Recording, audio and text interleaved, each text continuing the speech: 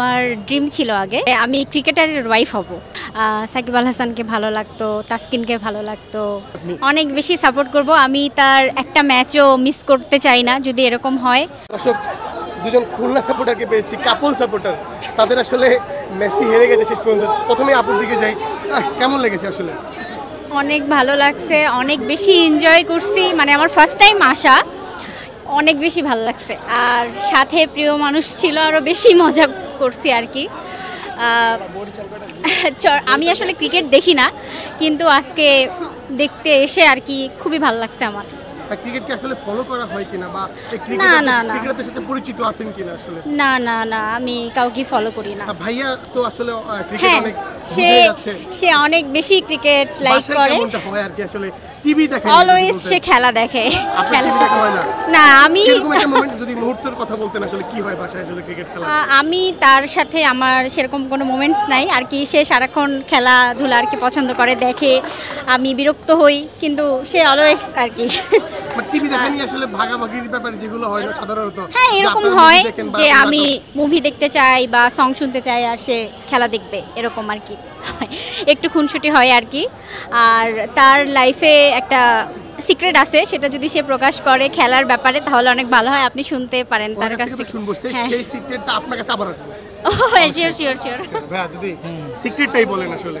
না, সিক্রেট আসলে সেরকমভাবে কিছু নাই। আমার আসলে খেলা ছোটোবেলা থেকেই পছন্দ। তো আমার ইচ্ছাই ছিল হচ্ছে ক্রিকেটার হওয়া, কিন্তু সেটা হয়ে উঠতে পারে নাই। কিন্তু ক্রিকেট আমি খুব ফলো করি, ভালো লাগে আমার। কখন থেকে আসলে ক্রিকেটার হওয়ার ছিল বা কোথায় আসলে থেমে গেছেন আসলে জানতে চাই? এটা আসলে ছোটোবেলা থেকেই, ক্লাস 6 থেকেই খেলার প্রতি অনেক ঝোঁক ছিল।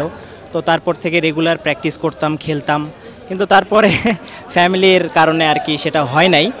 তো এটা সারা জীবন এখন আফসোসই থেকে যাচ্ছে।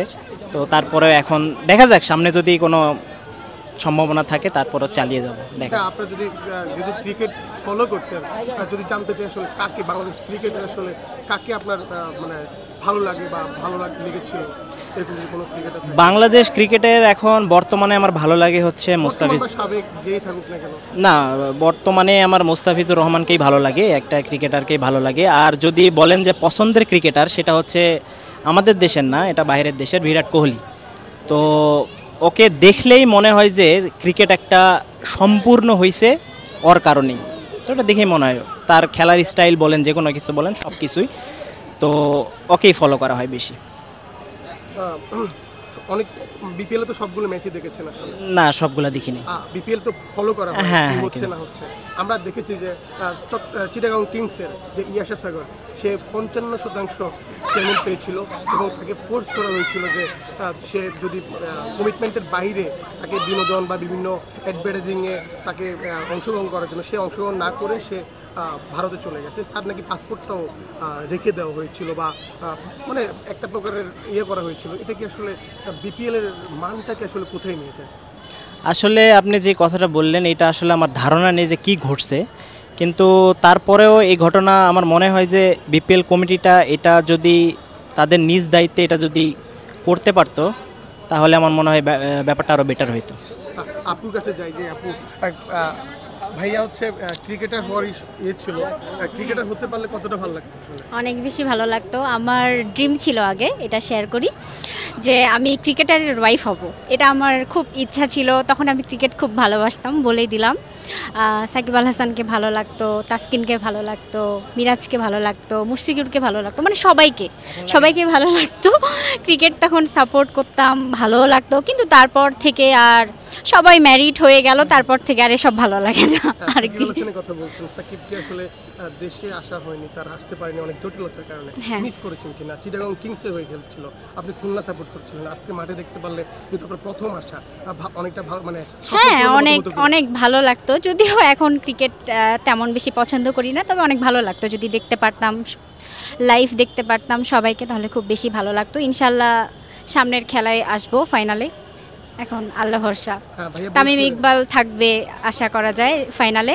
তো ভাইয়া বলছিলেন যে আসলে স্বপ্ন এখনো শেষ হয়নি, সুযোগ চেষ্টা করে যাচ্ছেন বা সামনে যদি কখনো সুযোগ পায়। হ্যাঁ, সে সব সময় যখন খেলা দেখতো এই সিক্রেটটা আমার সাথে শেয়ার করতো। তো আমারও অনেক বেশি খারাপ লাগে যে আসলে প্রত্যেকজনের ক্ষেত্রেই এটা করা উচিত যে নিজের ড্রিমটা সবার আগে দেখা উচিত। ডাক্তার, ইঞ্জিনিয়ার এসব আসলে ফ্যাক্ট না, সবার আগে ড্রিমটা মেইন। সো সবার আগে ড্রিমটাকে ভাইয়া বিরাট কোহলির সাপোর্টার। হ্যাঁ হ্যাঁ হ্যাঁ বিরাট কোহলির বেস্ট সাপোর্টার কিন্তু আনুষ্কা। হ্যাঁ হ্যাঁ হ্যাঁ আমার খুব ভালো লাগে, ফেভারিট কাপল। কিন্তু খুব মানে সবসময় তার পাশে থাকে, তাকে মানে হ্যাপি রাখার ট্রাই করে, তাকে সাপোর্ট দেওয়ার ট্রাই করে। এরকম কতটা সাপোর্ট করবেন আসলে আপনি? অনেক বেশি সাপোর্ট করব আমি, তার একটা ম্যাচও মিস করতে চাই না যদি এরকম হয়, অনেক বেশি আর কি। আপনার নামটা যদি বলতেন। আমার নাম, ফুল নেম বলবো, আরিফা রুম্মান আভা। আভা, আপনার নামটা ভাইয়া? আমার নাম রুবায়াত মুনতাসির রূপম। রূপম আভা একটা জুটি আমরা মিরপুরে দেখার স্বপ্ন রাখি। সে পর্যন্তই। হ্যাঁ, সবাই আমাদের জন্য দোয়া করবেন। সামনে আমাদের একটা জার্নি আছে, জার্নিটা যেন সাকসেস হয়, দোয়া করবেন সবাই আমাদের জন্য। আল্লাহ হাফেজ, দেখা হবে ইনশাআল্লাহ ফাইনালে। আসসালামু আলাইকুম। আসসালামু আলাইকুম।